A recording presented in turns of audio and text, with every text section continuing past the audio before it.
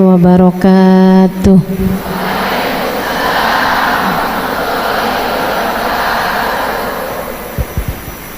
Alhamdulillah, wassalatu wassalamu ala rasulillah Muhammad ibn Abdillah wa ala alihi wa sahbihi wa man walah.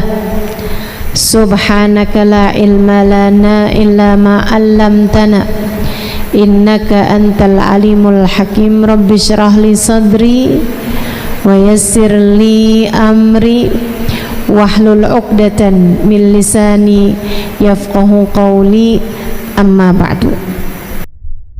Bekerja dan ibadah, asalnya kayak bekerja atau ibadah, kemudian bekerja dan ibadah, kemudian bekerja sama dengan ibadah.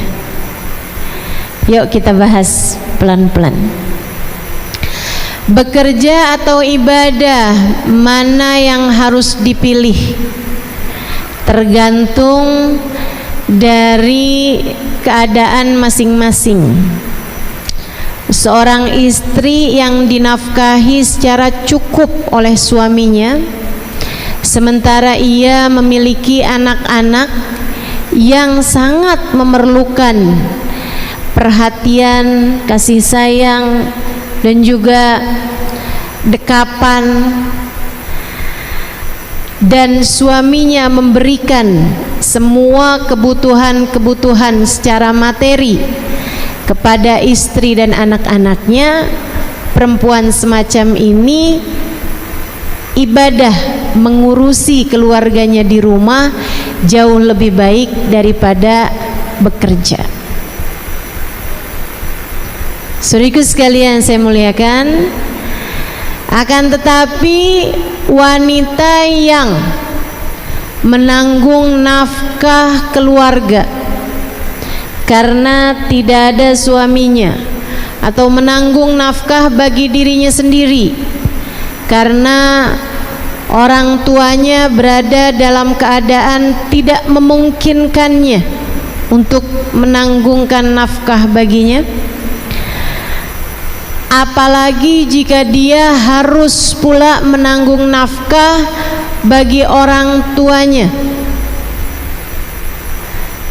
apalagi jika dia harus menafkahi anak-anaknya dalam keadaan tidak ada suaminya atau suaminya tidak memberikan nafkah bagi mereka. Maka yang demikian bekerja lebih baik daripada berdiam atau tidak melakukan pekerjaan, melainkan sibuk untuk beribadah secara di rumah. Saudaraku sekalian, kalau ada orang-orang yang menyatakan bahwa Islam tidak setuju wanita-wanita yang bekerja, apalagi doktrin-doktrin semacam Islam mendiskriminasikan kaum wanita, melarang mereka untuk bekerja, sehingga akhirnya banyak perempuan-perempuan yang hidup di bawah garis kemiskinan, tidak mampu untuk membiayai kehidupan, menjadi tanggungan dan beban bagi keluarganya, apalagi jika ia telah memiliki anak dan sekarang menjadi janda misalnya. Ucapan-ucapan yang seperti itu sangat tidak bertanggung jawab, apalagi mengingat bahwa wanita salehah yang menjadi pilar agama ini, bahkan yang ditakdirkan Allah sebagai orang pertama yang masuk ke dalam agama Islam, yaitu Sayyidah Khadijah bintu Khuwailid, istri baginda kita Nabi besar Muhammad sallallahu alaihi wasallam adalah seorang wanita yang bekerja. Jangan lupa itu. Sayyidah Khadijah, suri tauladan kita. Sayyidah Khadijah, Ummul Mukminin, ibu bagi semua orang yang beriman. Sayyidah Khadijah Al-Kubra, wanita agung, wanita besar, yang bahkan Nabi Muhammad menyampaikan tentangnya, walladzi ba'atsani bil haqqi nabiyya ma abdalani Allahu ta'ala bi khairin minha innaha amanat bihina kafara biyan nas wa a'tatni min maliha hina haramani an-nas wa razaqani minhal aulad duna ghairiha. Sungguh demi Allah, Allah tidak pernah menggantikan untukku wanita yang lebih baik daripada Khadijah. Ia adalah seorang perempuan yang beriman padaku di saat belum ada sesiapapun yang beriman. Dia adalah seorang yang memberikan hartanya padaku di saat belum ada sesiapapun mau mendukungku dengan hartanya. Dan Allah anugerahkan untukku anak-anak dari rahimnya yang tidak dianugerahkan dari selainnya. Wanita ini yang tak tergantikan di hati Nabi Muhammad ini adalah seorang perempuan yang bekerja. Saudariku sekalian yang saya muliakan, ada kemuliaan. Ada kemuliaan dalam bekerja, sebagaimana ada kemuliaan bagi yang juga tidak bekerja. Semua masing-masing mulia di tempatnya. Kalau kondisi mengharuskanmu berada di dalam rumah, menyelesaikan urusan-urusan rumah tangga, jangan cari-cari alasan untuk bekerja meninggalkan ibadah yang seharusnya kamu lakukan di rumah, dari mengurusi anak-anak dan mengurusi rumah tanggamu.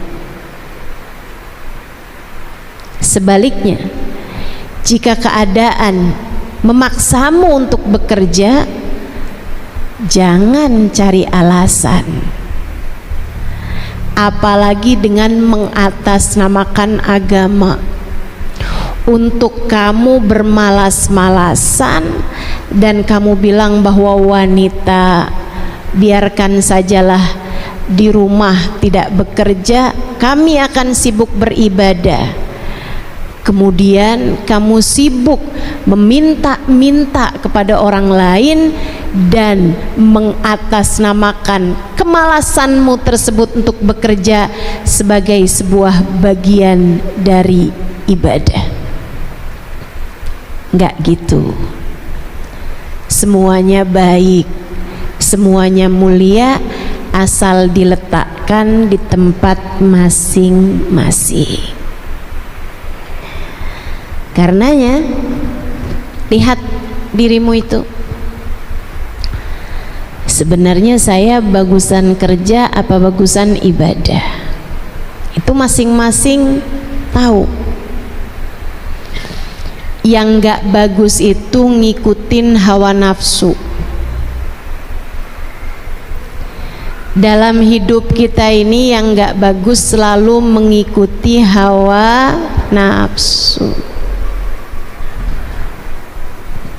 Suaminya mencukupinya, keluarganya mencukupinya, ada anak-anak kecil-kecil yang memerlukan kasih sayangnya.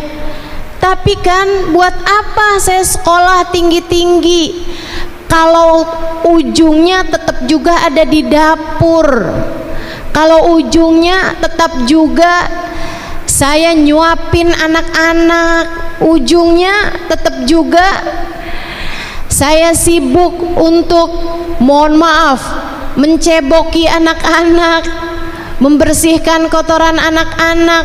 Lebih baik saya bekerja, saya meninggikan karir saya sudah sekolah tinggi-tinggi, untuk apa saya melakukan hal-hal rendah semacam ini?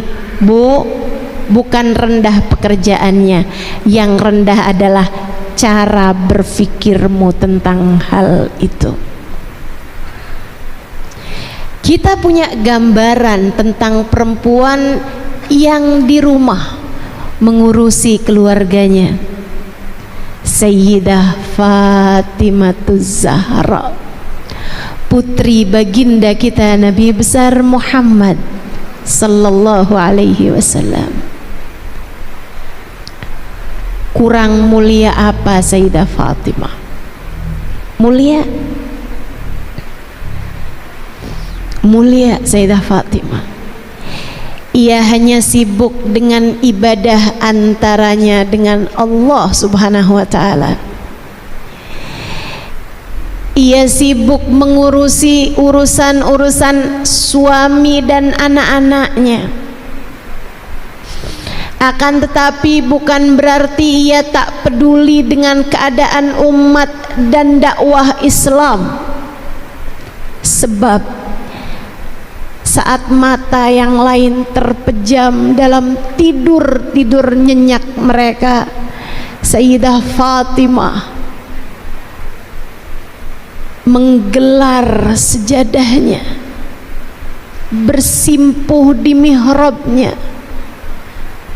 sujud panjang, ruku berdiri panjang, menghadap Allah Subhanahu wa ta'ala dalam rokaat tahajudnya, menengadahkan tangan, mendoakan umat Islam, umat ayahnya Nabi besar Muhammad sallallahu alaihi wa ala alihi wa sahbihi wasallam. Ya Allah, sayangilah umat ini ya Allah. Ya Allah, rahmatilah mereka ya Allah. Ya Allah, ampunilah dosa mereka ya Allah. Mudahkanlah urusan mereka ya Allah. Ya Allah, ya Allah.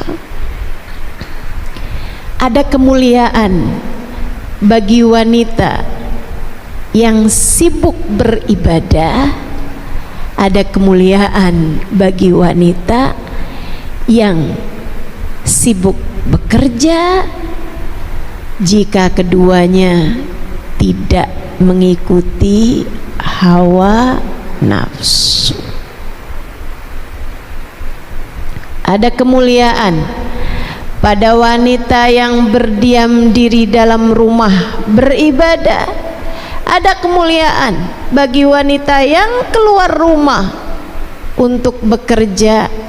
Yang tidak mulia adalah perempuan-perempuan yang menyibukkan diri untuk bermaksiat kepada Allah Tuhannya.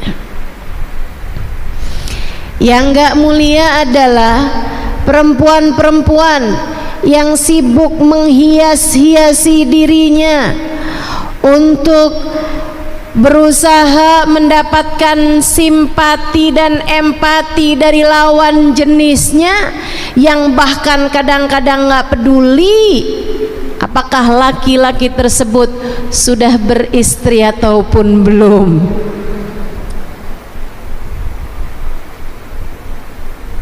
Yang gak mulia perempuan-perempuan yang sibuk memperbanyak dosa. Semuanya baik selagi kamu tempatkan diri sesuai dengan porsinya. Semoga Allah selalu bimbing kita. Amin. Semoga Allah selalu membimbing kita. Semoga Allah selalu membimbing kita. Itu kalau ditanya ibadah atau bekerja. Sekarang kalau kita bahas mengenai ibadah dan bekerja, saudaraku sekalian yang saya muliakan, ingat ucapan baginda kita Nabi besar Muhammad kepada seorang sahabatnya, yang mana sahabatnya ini, sahabat Ansor ini, ada seseorang yang bersahabat atau dipersaudarakan dengan Abdullah ibn Rawahah. Di awal-awal Islam, ketika baru hijrah orang Mekah ke Madinah, hal pertama yang dilakukan Nabi mempersaudarakan kaum Ansor, orang Madinah, dengan orang Mekah, disaudara-saudarakan, sampai beneran jadi kayak saudara gitu, dipersaudarakan dalam Islam. Nabi Muhammad sendiri yang mempersaudarakan mereka. Si fulan, kamu saudaraan sama ini ya, si ini kamu persaudaraan sama ini. Itu teman-teman saudaraku sekalian, hukum dipersaudarakan sama Nabi Muhammad di mata Allah bahkan lebih kuat daripada persaudaraan yang tersebab darah sekalipun. Satu kandung ama satu tangan dipersaudarakan sama Nabi lebih kuat yang dipersaudarakan sama Nabi. Abdullah bin Rawahah satu waktu mengunjungi saudaranya ini yang telah dipersaudarakan sama Nabi, ketemu sama istrinya sebelum turut ayat hijab. Tentu saja istrinya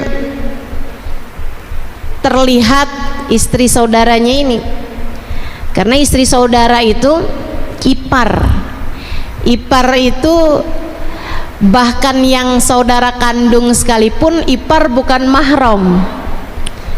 Tentu yang dipersaudarakan sama Nabi Muhammad ipar juga bukan mahram.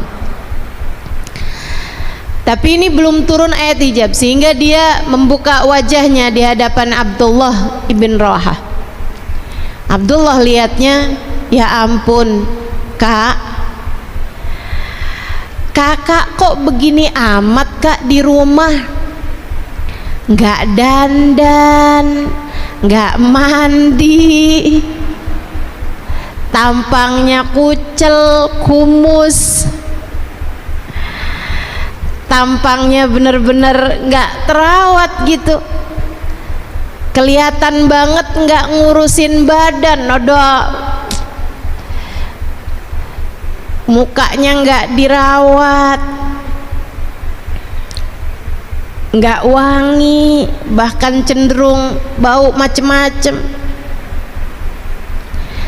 Bukankah suami kakak ada di rumah? Si istri tersebut menjawab, dia bilang, ya kayak nggak tahu aja saudara kamu tuh, ada nggak ada saya kayak nggak ada bedanya, saya ada seperti nggak ada. Dia itu kalau malam sholat nggak tidur sama sekali, kalau siang puasa nggak pernah sentuh saya sama sekali. Saya cuman yang bagian masak, nyiapin dia buka masaur, dia bahkan tidak melirik saya dari ujung matanya. Apa yang disampaikan perempuan ini diadukan oleh Abdullah bin Rawahah kepada Nabi Muhammad sallallahu alaihi wasallam. Ya Rasulullah, faqad zurtu akhi fillah, saya kemarinan mengunjungi saudara saya yang telah engkau persaudarakan di jalan Allah.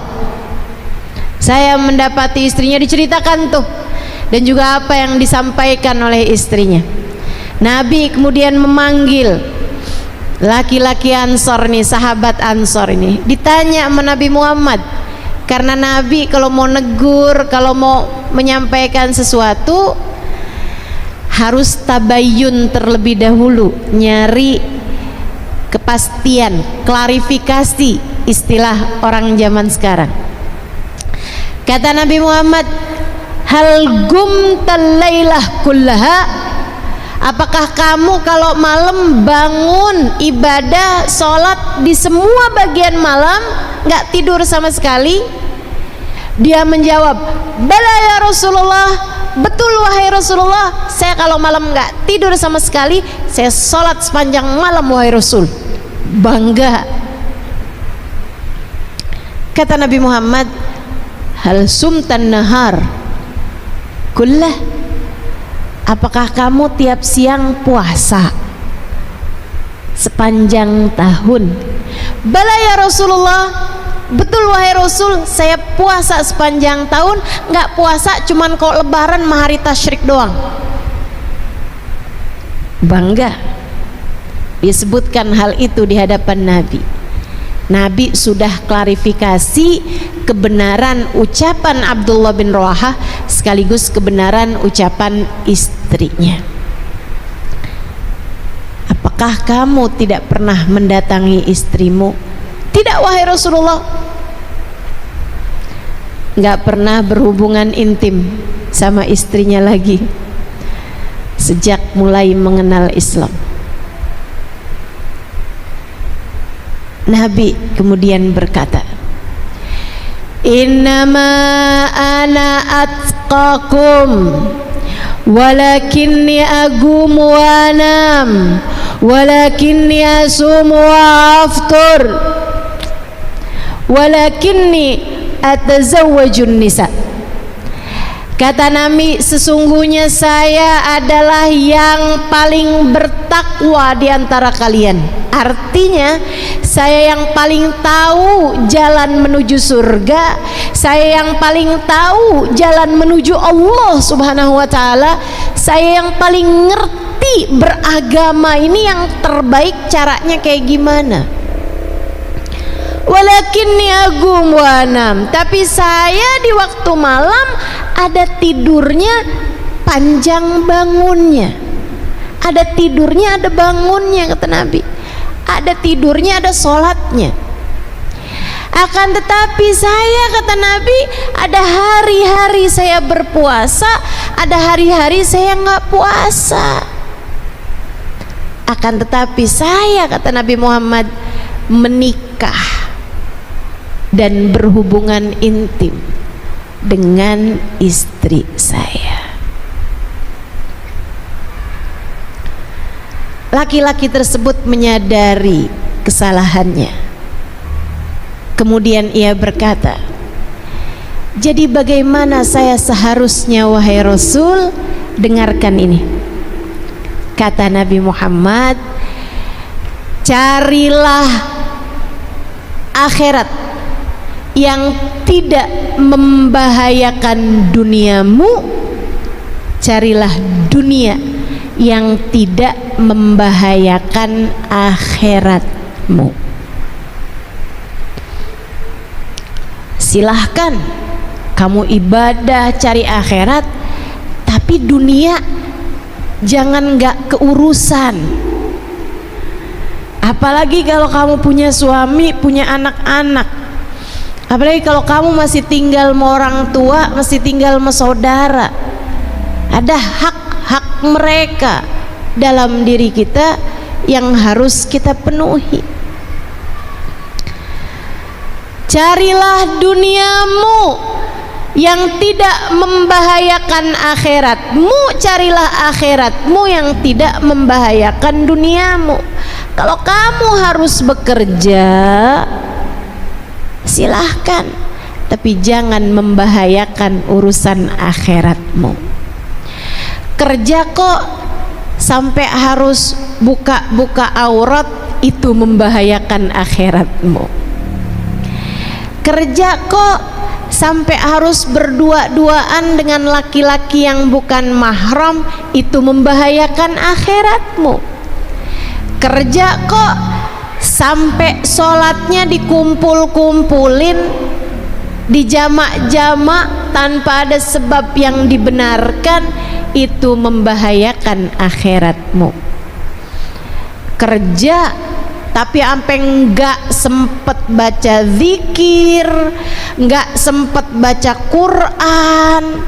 Kerja ampe enggak pernah bangun malam, enggak pernah sholat duha. Kerja yang demikian membahayakan buat akhiratmu. Karenanya bekerja dan beribadah keduanya harus sama-sama seimbang.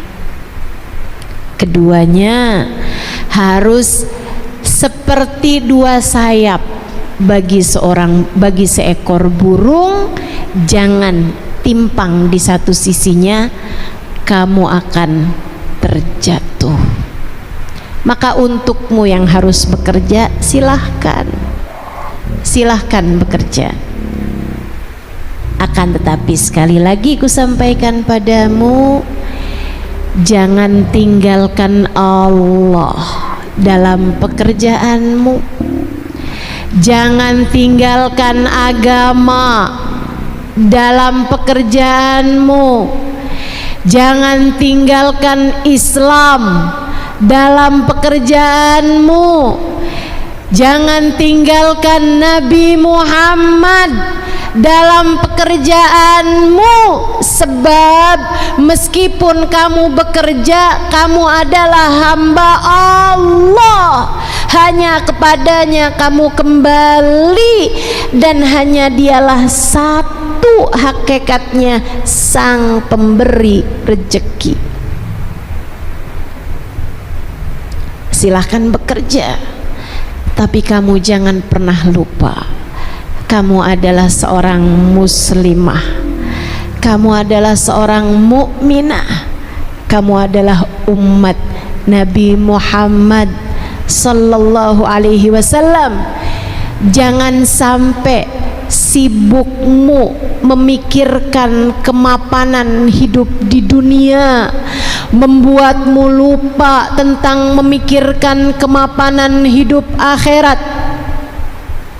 Sekali lagi, jangan sampai sibukmu memikirkan rumahmu, kendaraanmu, apa yang kamu makan di dunia membuatmu terhalang dengan kebahagiaan yang sejati yang seharusnya kamu kejar dari sejak kamu masuk ke dalam kuburan.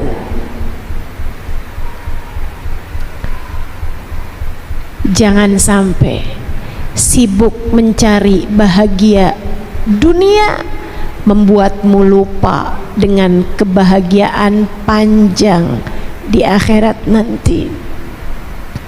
Silahkan bekerja, tapi kamu harus tahu, esok atau lusa kamu akan mati. Wa khairaz zadit taqwa, dan sebaik-baik bekal adalah takwa.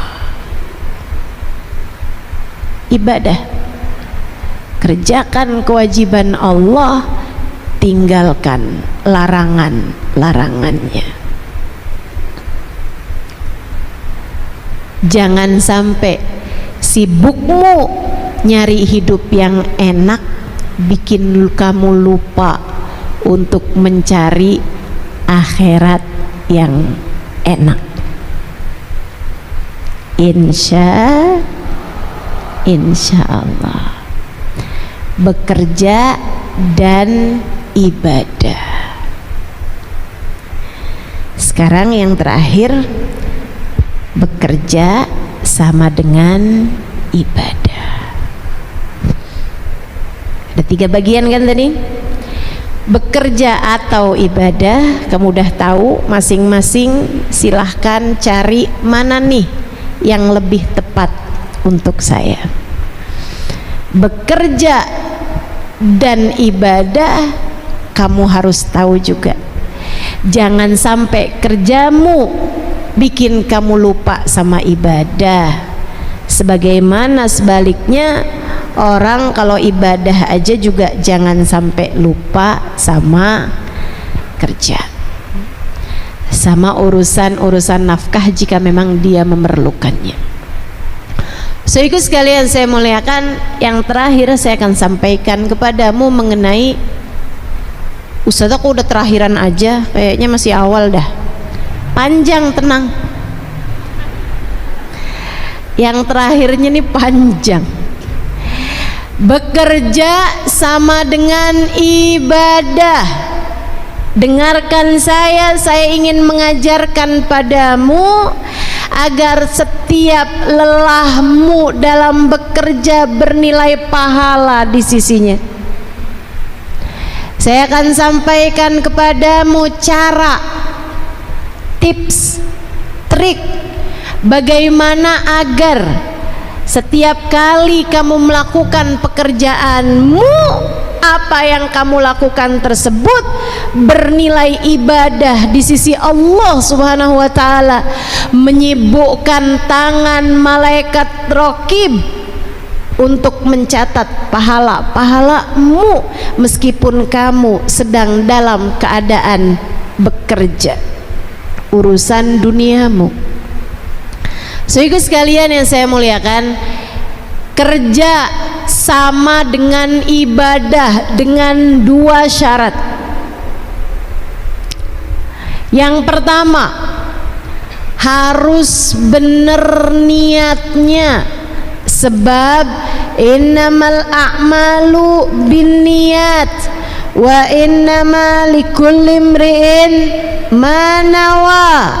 Sesungguhnya segala sesuatu tergantung dari bagaimana niatnya, dan sesungguhnya setiap orang hanya akan diberi sesuai dengan niatnya.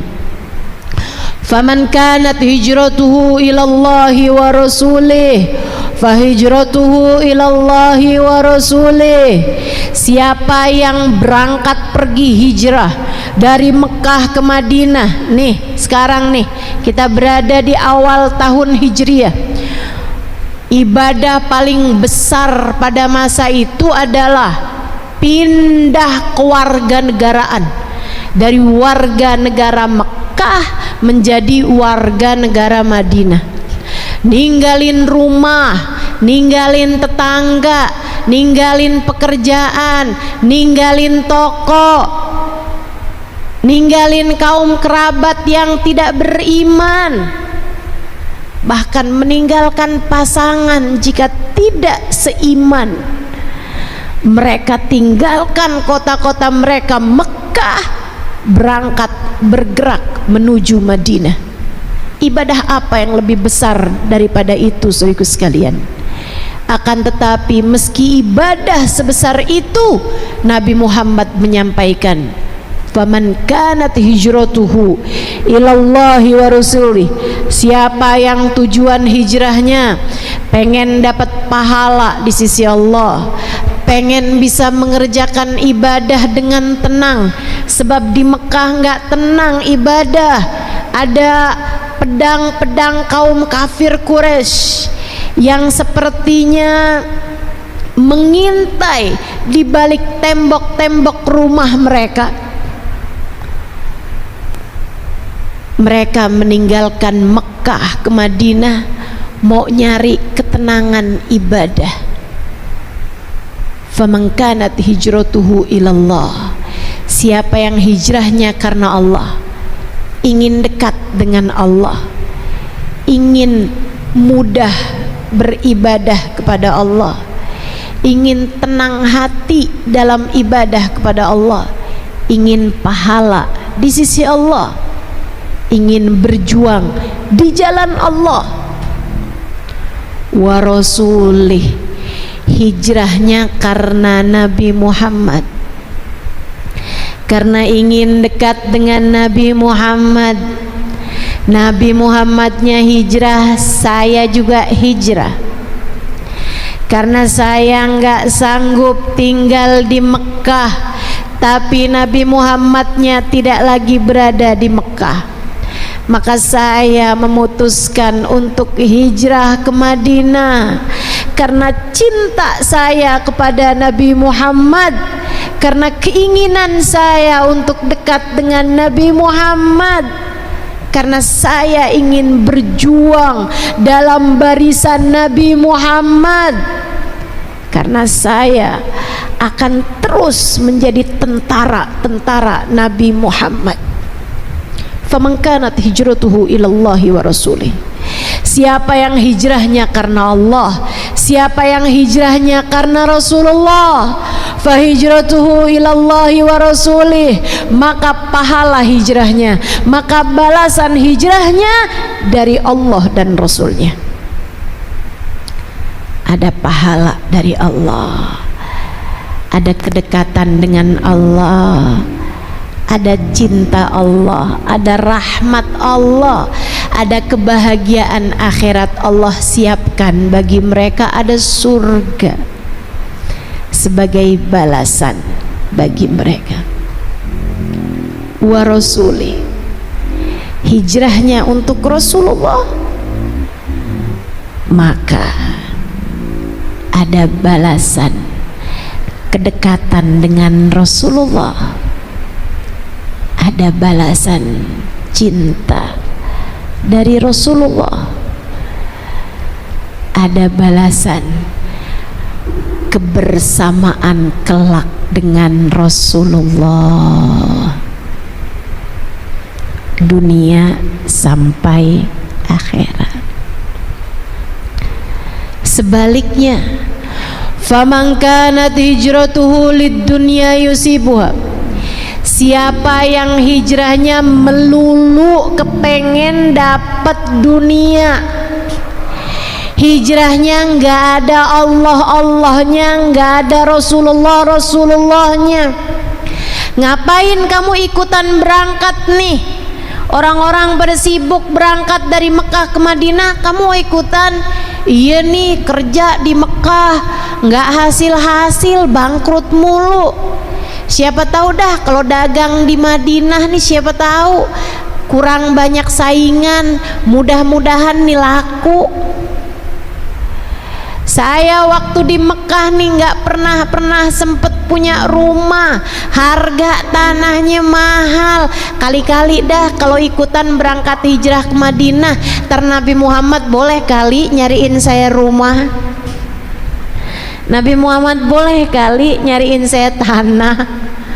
Dia pengen dapat dunia, dia tidak memikirkan tentang urusan akhirat, dia tidak memikirkan tentang urusan antara dia dengan Allah ataupun pengorbanan yang dia dapat lakukan untuk Rasulullah.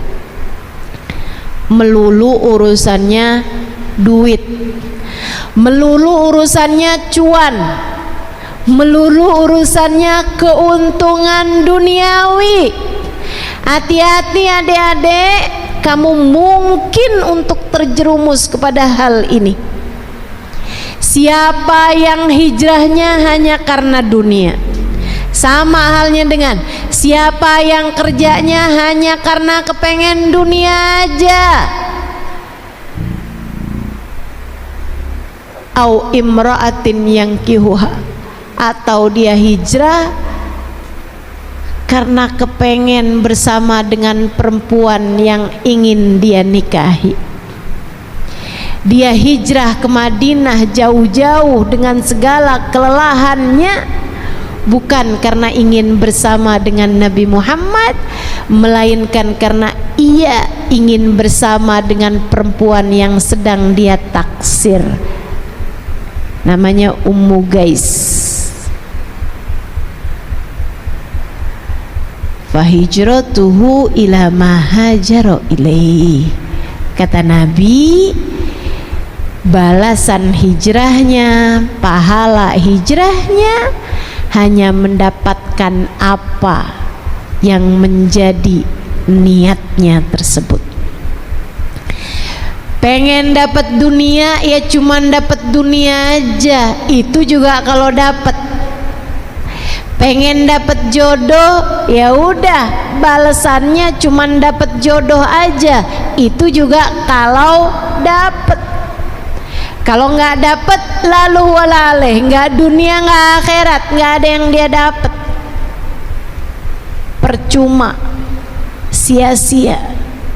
Maka saudariku, untukmu yang bekerja, jangan sampai apa yang kamu lakukan di banyak tahun umur dalam hidupmu di dunia ini menjadi sesuatu yang sia-sia, sebab kamu tidak sedang menjalani masa hidup percobaan, sebab kamu tidak punya umur cadangan. Umurmu yang sekarang kamu jalani, kehidupanmu yang sekarang kamu jalani, inilah yang nanti akan dihisab jam demi jamnya, bahkan menit per menitnya, bahkan detik per detiknya.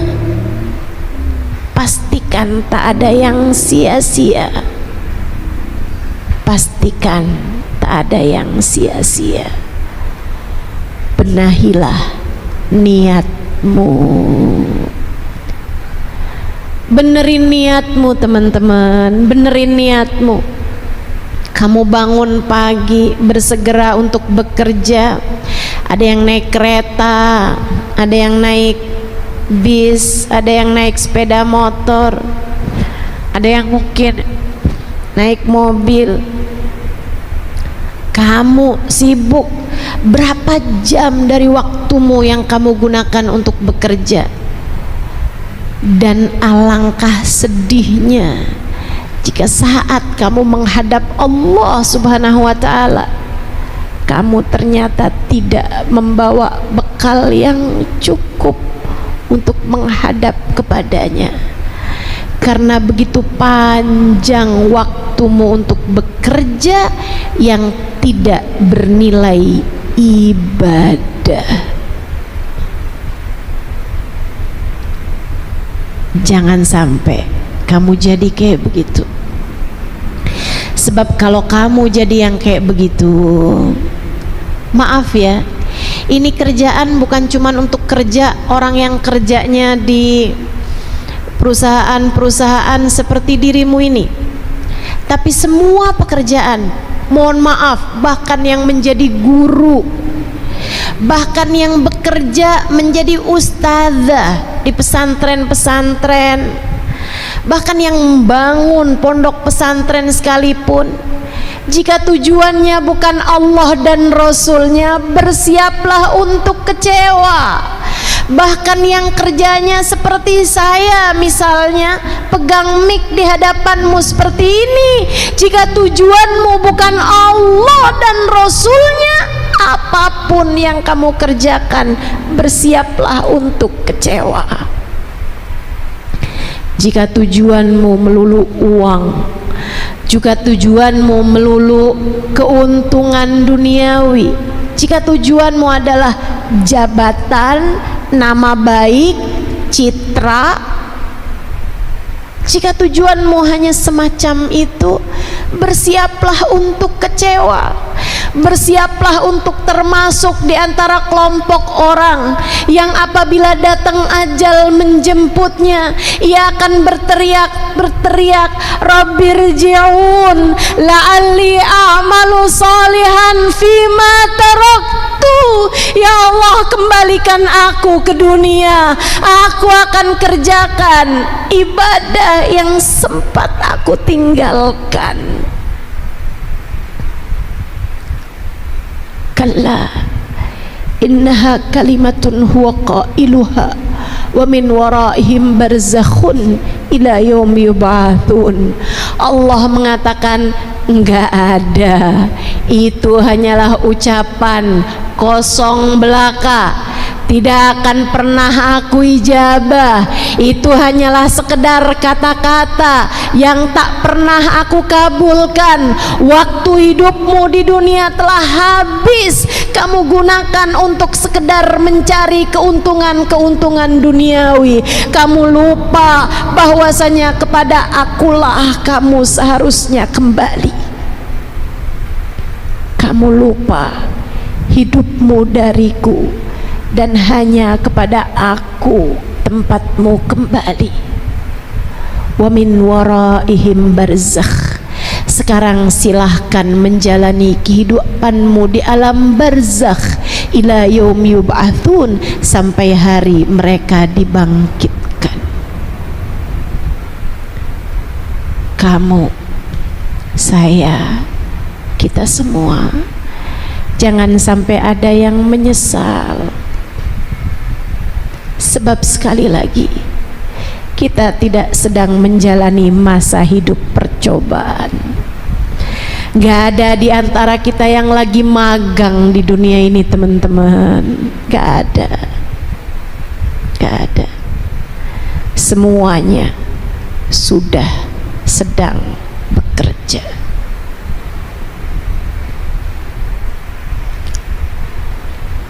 Niatnya benerin. Niatnya benerin. Niatnya buat apa, Ustazah? 1, niat nyari rezeki yang halal.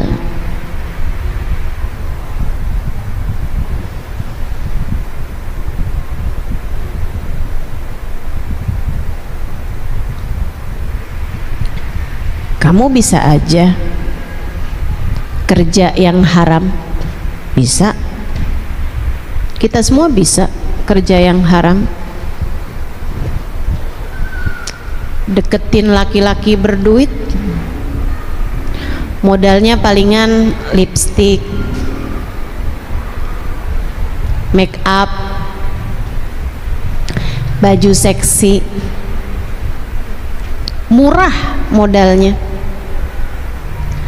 Agak mahalan dikit mungkin operasi plastik,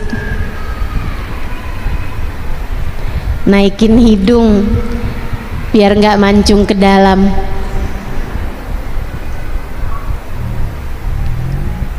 Tapi kamu tidak memilih itu.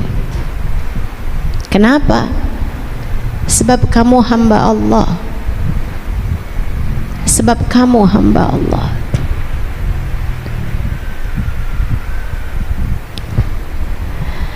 Atyab ma ya'kuluhul insan min kasbiyadih.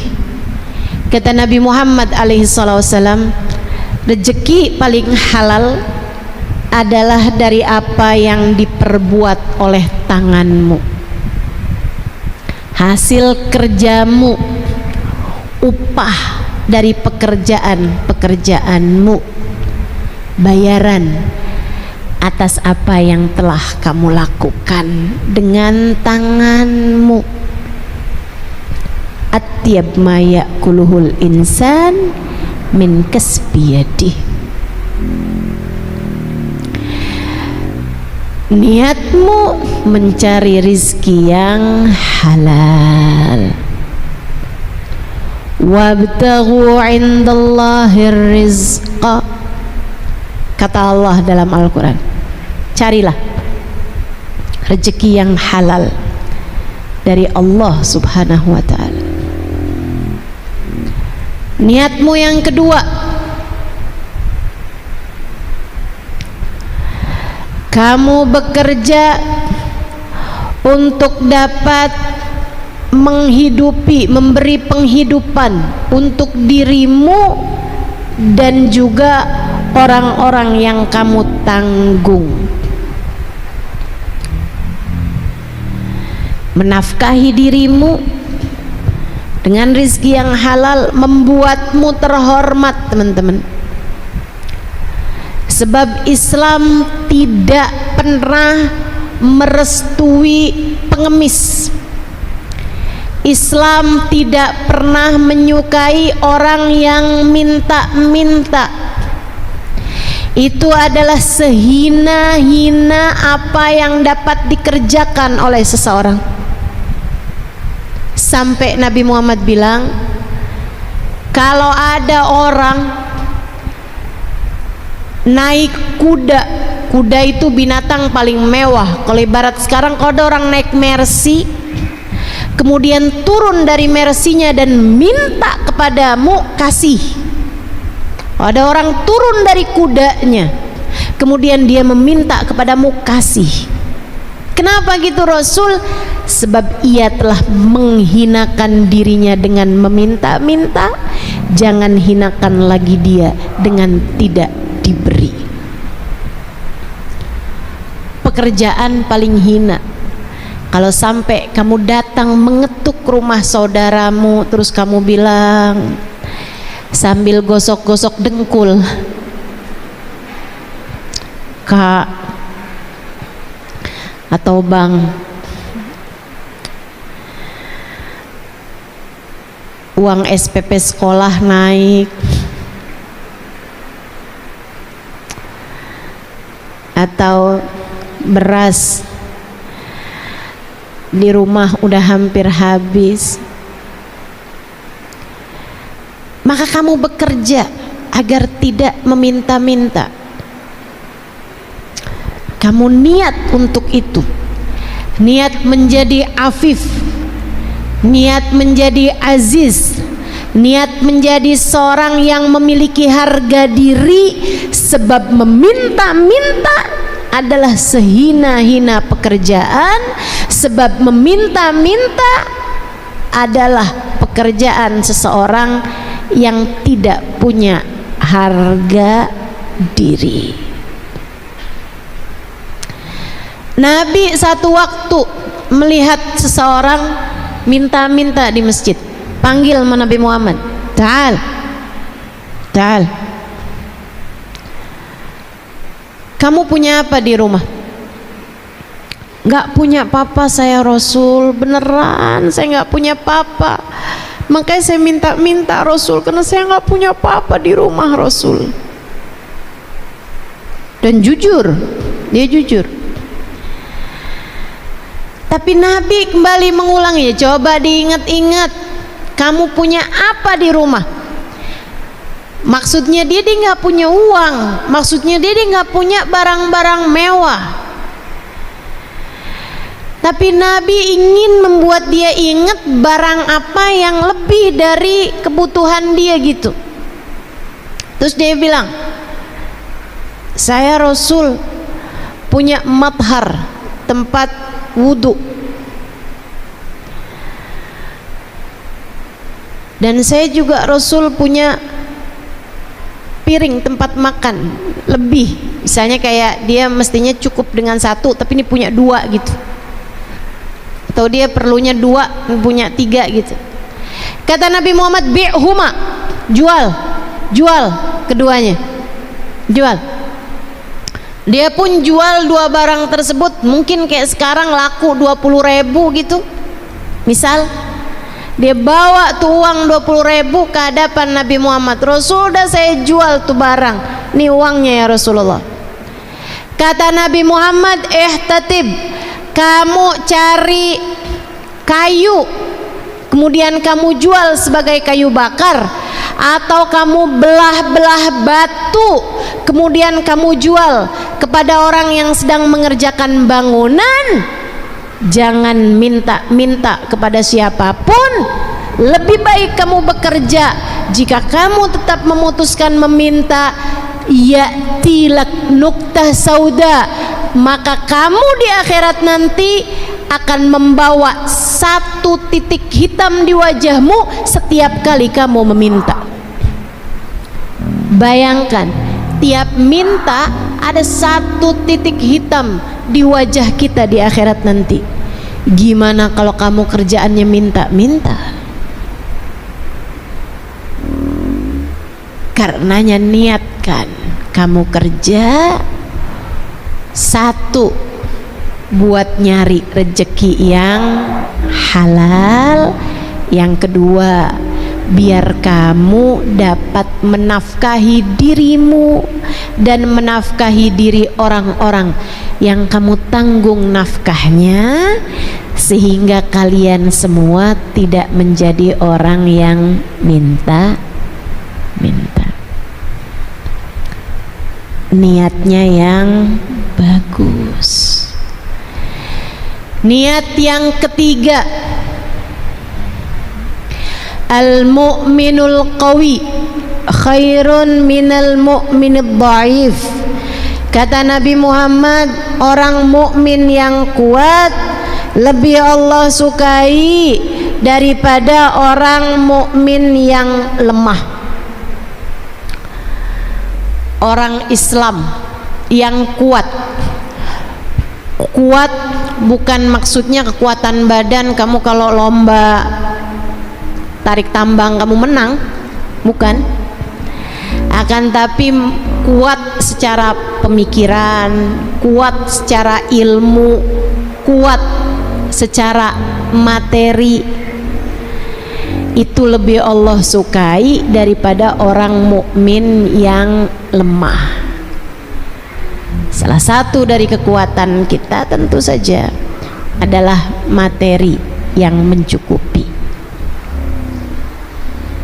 Teman-teman saudaraku sekalian, jangan tinggalkan anak-anakmu dalam keadaan lemah, miskin.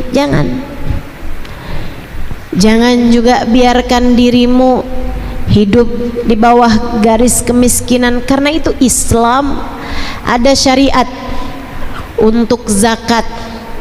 Zakat itu tidak hanya diberikan kepada fuqara yang memang sangat-sangat miskin, tapi diberikan juga kepada masakin, orang yang miskin aja. Kalau fakir tuh orang miskin banget. Itu dua-duanya harus sama-sama diberi. Kalau orang yang miskin banget dikasih zakat, tujuannya biar dia naik jadi miskin aja, nggak miskin banget. Kalau orang miskin aja tetap dikasih zakat, tujuannya biar apa? Biar dia naik dari garis kemiskinan menuju kepada kecukupan. Bagaimanapun, orang mukmin yang kuat secara ekonominya lebih baik, sebab dia dapat membantu yang lemah-lemah. Itu sebabnya saya minta kamu semuanya ketika bekerja juga meniatkan sebagian dari upah kerjamu, walaupun sangat sedikit nggak apa-apa, walaupun sangat sedikit nggak apa-apa, tapi biarkan tetap ada untuk sedekah. Sebab itu menjadikanmu orang mukmin yang kuat. Al-yadul ulya khairun minal yaddis sufla. Tangan yang di atas lebih baik daripada tangan yang di bawah. Artinya orang yang memberi harta, memberi ilmu, itu jauh lebih baik daripada orang yang menerima itu semuanya. Saudara sekalian yang saya muliakan, belajar buat menyisihkan. Enggak harus misalnya 5%, apalagi 10%, kebanyakan. Mulai aja dari seukuran zakat 2,5% dari apa yang kamu jadi uang gajimu itu, sebagiannya kamu pakai untuk bersedekah. Begitu, insya Allah. Saya niat kerja saya ini biar saya bisa bantu orang. Saya niat dengan kerja saya ini saya bisa jadi bantu anak-anak saya untuk sekolah di sekolah yang bagus, untuk pondok pesantren, untuk bisa bayar sama guru-gurunya, untuk bisa beliin kitabnya, untuk bisa beliin keperluan-keperluannya. Orang mukmin yang kuat lebih baik daripada mukmin yang lemah. Itu niatmu dalam beribadah, insya Allah. Sekarang kita akan bahas mengenai caramu dalam bekerja. 1, Jangan tinggalkan kewajibanmu kepada Allah.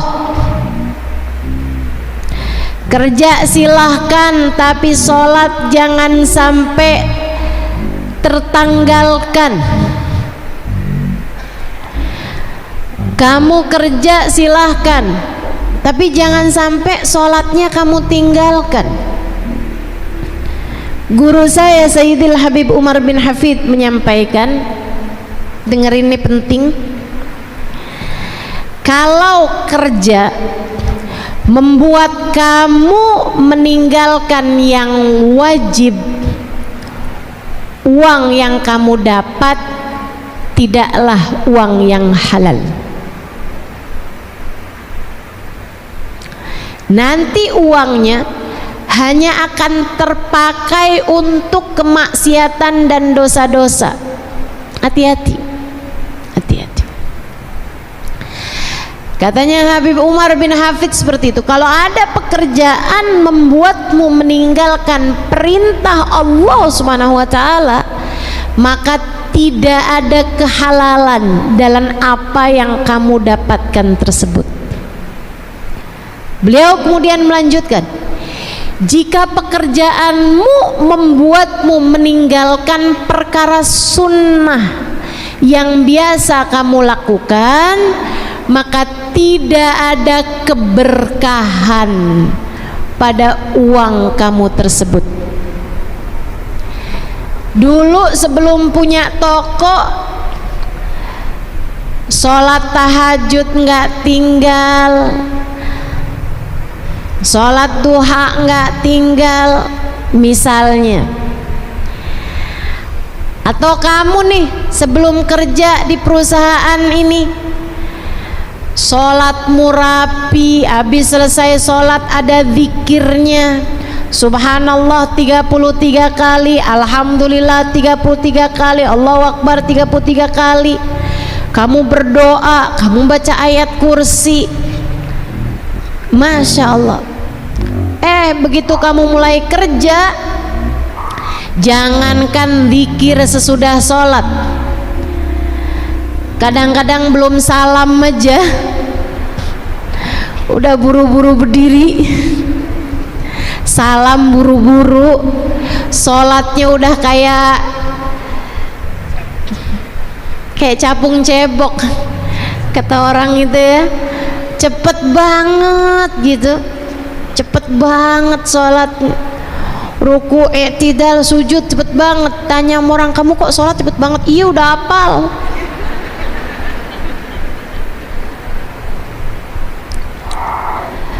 Kamu begitu takut sama bos duniamu hingga kamu melupakan bos yang sesungguhnya. Kamu begitu takut dengan atasanmu di dunia hingga kamu lupa kepada atasanmu yang sesungguhnya. Kamu begitu takut sama pemilik perusahaanmu, kamu takut diberhentikan dari pekerjaan, membuatmu tidak takut diberhentikan, diusir dari rahmat pemilik dunia dan seisinya. Hati-hati, hati-hati. Yuk belajar, kerja, tahajud jangan tinggal, kerja, duha jangan tinggal. Kerja silahkan kerja, zikir-zikirmu jangan tinggal. Kerja boleh aja, sholawatanmu semestinya juga jalan terus, insya Allah. Jelas? Setuju? Mau diamalkan? Nomor 1. Nomor 2, caramu bekerja, jangan karena pekerjaanmu kamu mengerjakan hal yang diharamkan Allah.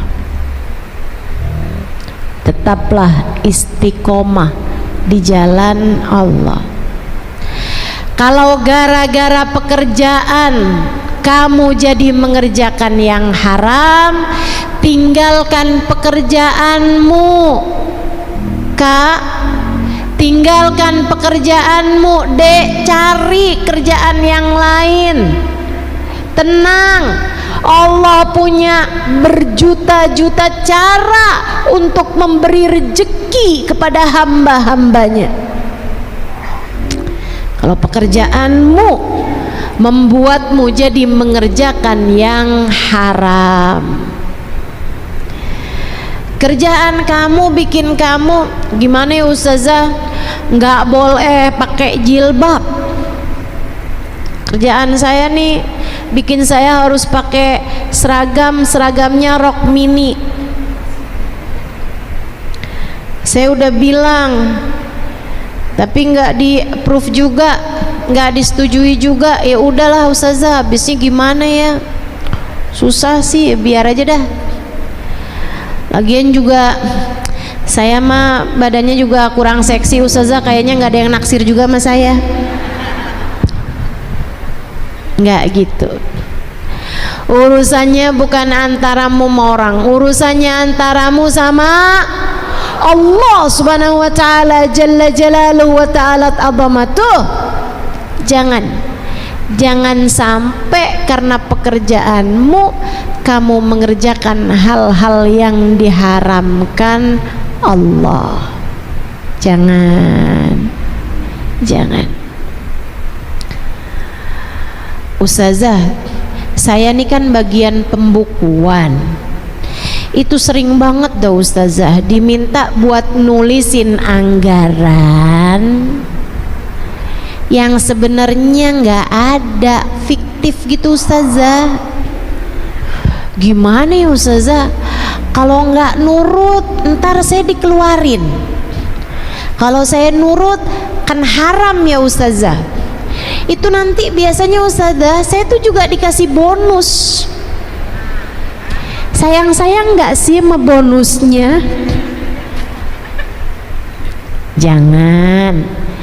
Jangan tertarik sama yang haram. Ketika Allah melihat dirimu tertarik pada yang haram, Allah akan mencabut darimu keberkahan dari yang halal. Allah akan mencabut darimu kenikmatan dari yang halal. Jangan teman-teman, jangan tertarik sama yang haram. Jangan tertarik sama yang haram. Yuk jagain, yuk hati-hati. Yang benar kerjanya, yang benar. Cukup aturan Allah harus di atas aturan siapapun. Aturan Allah harus di atas aturan siapapun. Saya mau cerita nih. Ada ceritanya orang yang kerja di bar, namanya apa tuh, yang ya bartender, yang ngeracik minuman haram ya, minuman beralkohol diracik-racik. Kerja di Mesir, di sebuah hotel di Mesir, sebuah hotel bintang 5 di Mesir. Ada barnya, dia kerja di situ. Dia sholat dan dia bahkan nggak minum minuman keras tersebut, dia nggak minum. Cuman dia memang bisa gitu ngerjain itu semuanya. Jadi dia hari-hari kerjaannya gitu. Kemudian di hotel tersebut juga ada banyak hal-hal haram lainnya. Bikin party, bikin ya dengan minuman keras, dengan perempuan-perempuan seksi, dengan segala macam lah yang haram-haram. Ada judi, ada macam-macam. Di hotel-hotel tersebut juga lengkap dengan hiburan-hiburan yang banyak terdiri dari hal-hal yang diharamkan. Satu waktu Syekh Mutawalli Sya'rawi datang ke sana. Ini cerita saya dengar dari seorang syekh, salah satu dari ulama yang ada di Jordan, namanya Syekh Aun Al-Qudumi. Dia satu waktu ada ceramah di YouTube yang saya dengerin gitu. Maaf ya, dalilnya dari YouTube. Tapi ini saya kenal sama beliau. Syekh Aun Al-Qudumi ini salah satu dari orang yang juga berguru kepada Sayyidil Habib Umar bin Hafid, guru saya, guru kami, guru kita semua ya. Syekh Aun cerita, kata Syekh Aun, saya ada ketemu sama seorang manajer di Mekah, seorang manajer hotel di Mekah. Kami bincang-bincang, dia cerita saya aslinya dari Mesir. Kemudian dia pun cerita hal itu. Dia bilang, saya waktu itu kerja jadi manajer di sebuah hotel bintang 5 di Mesir. Tapi hotelnya ini adalah hotel yang memang menyediakan banyak barang-barang haram dan banyak fasilitas-fasilitas haram. Termasuk diantaranya ada bar yang sangat besar dan sangat diminati orang. Bartendernya itu orang yang cukup benar menjalankan ibadah, dia sholat, dia sholawatan gitu. Dia bilang, dan dia juga cinta sama ulama, bartendernya nih. Satu waktu hotel kami kedatangan Syekh Mutawalli Sya'rawi, salah satu ulama terkemuka pada zamannya, ahli tafsir yang saya sering dengerin kajian tafsir beliau. Beliau sekarang sudah meninggal dunia, tapi masih banyak tuh kajian-kajian beliau yang juga di upload di YouTube ya, sehingga sering saya dengarkan. Seorang dengan ilmu, kapasitas keilmuan yang luar biasa, salah satu dari kawan, salah satu dari orang-orang yang juga dekat dengan guru kami Al Habib Umar bin Hafiz. Syekh Sya'rawi datang ke hotel tersebut. Waktu beliau mau keluar dari hotel, dia disamperin, didatengin oleh bartender tadi nih.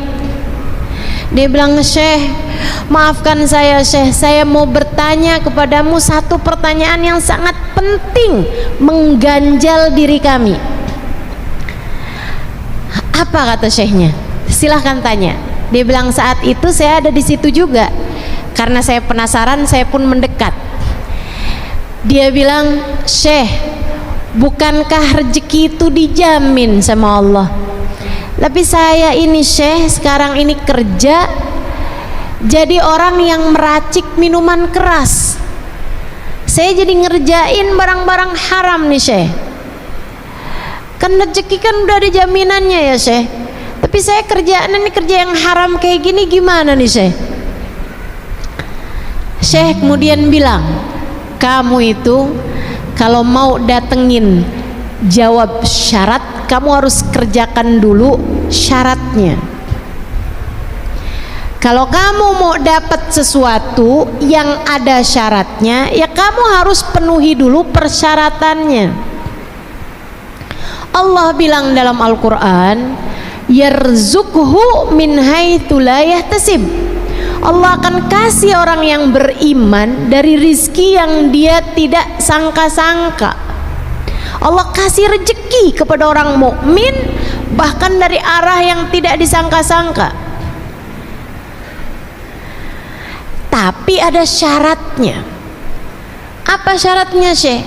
Ayatnya kan ada depannya tuh, kata Syekhnya, man yattaqillah yaj'al lahu makhraja wa yarzuqhu min haitsu la yahtasib. Siapa yang bertakwa kepada Allah, maka Allah akan beri kepadanya jalan keluar dalam setiap permasalahan, dan akan diberi oleh Allah Subhanahu wa taala rezeki bahkan dari arah yang tidak dia sangka-sangka.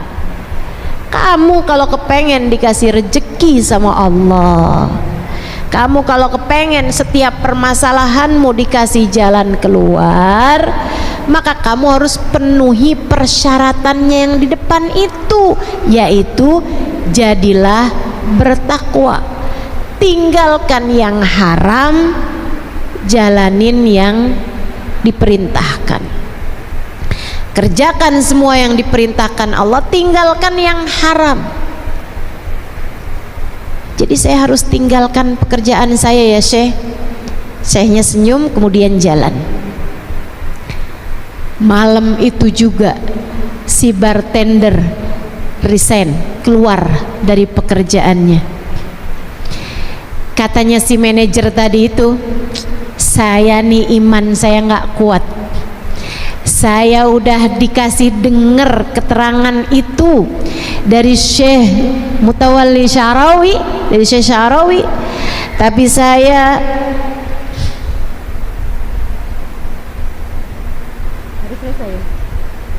baik, saya akan cepetin.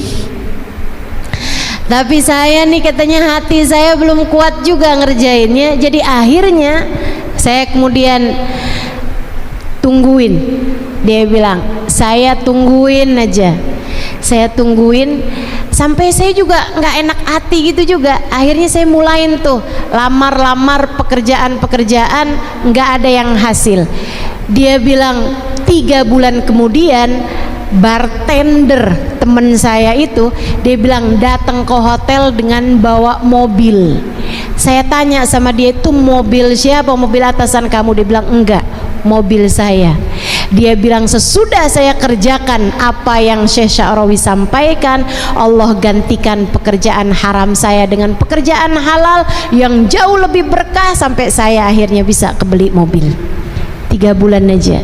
Dia bilang hari itu juga saya resign dari pekerjaan saya, baru sesudah itu saya lamar-lamar pekerjaan. Subhanallah, saya dapatnya hotel yang tepat berada di depan Masjidil Haram, sehingga memungkinkan saya untuk berulang-ulang kali berangkat menuju kepada umroh ataupun sholat di Masjidil Haram. Masya Allah. Jadi teman-teman saya sekalian, kerjakan perintah Allah. Yang pertama itu kan ya, jangan sampai pekerjaan membuatmu meninggalkan perintah Allah. Kemudian jalani itu tadi, tinggalkan apa yang diharamkan oleh Allah Subhanahu wa ta'ala.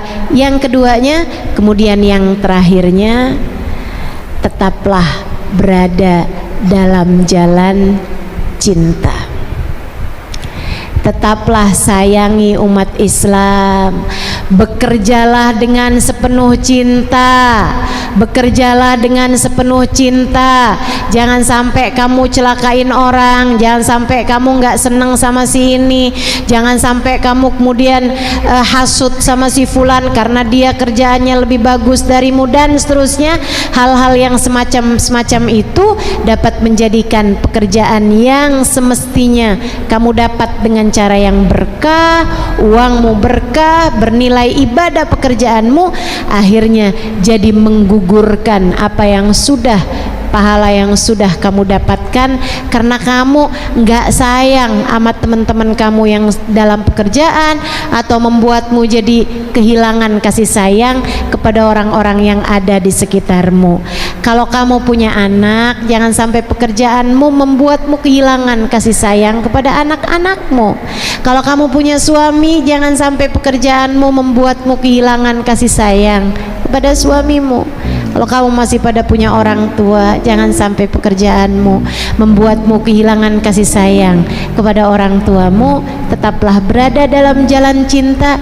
Jaga hatimu, jaga hatimu, tetap biarkan ia hidup dengan kasih sayang, dengan cinta dan dengan kasih sayang.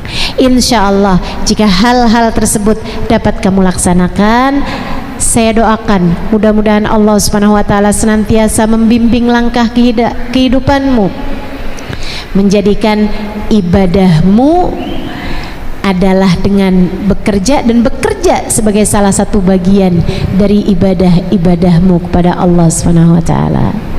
Bekerjamu bernilai ibadah dan ibadahmu diterima oleh Allah Subhanahu wa taala dan dijadikan salah satunya adalah lewat bekerja. Rabbana zalamna anfusana wa illam taghfir lana wa tarhamna lanakunanna minal khasirin. Rabbana atina fid dunya hasanah wa fil akhirati hasanah wa qina adzabannar bi fadli subhana rabbika rabbil izzati amma yasifun wa salamun alal mursalin walhamdulillahi rabbil alamin. Semoga senantiasa berkah, semoga senantiasa dalam rahmat ridha Allah Subhanahu wa taala. Ala hadhihi niyah wa bi kulli niyatin salihah. Semoga apa yang sudah saya sampaikan menjadi ilmu yang bermanfaat. Wal afu minkum. Wassalamualaikum warahmatullahi wabarakatuh.